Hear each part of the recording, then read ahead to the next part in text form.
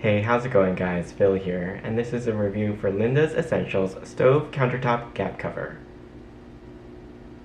Like a lot of folks, our slide-in range has a gap to its left and right sides for clearance reasons, and inevitably something will find its way into that gap, whether it's crumbs, spills, or simply dust.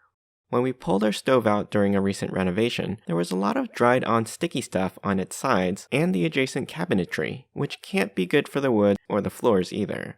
These gap covers should prevent that going forward. They're basically 30-inch long strips of 2¼ inch wide silicone rubber. The top has a matte finish, while the bottom is glossy. There's a 3/8-inch tall divider on the bottom separating the strip into a 1½ inch wide side and narrower 3/8-inch side.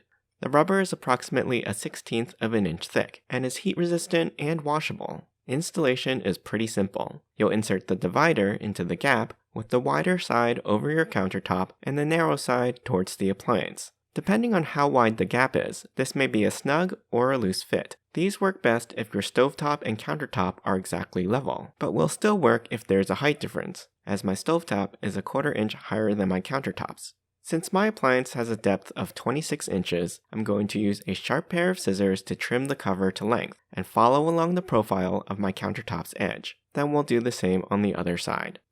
I found these covers stay in place better if I don't try to force the divider into the gap and let it rest naturally so that the top of the cover is flat.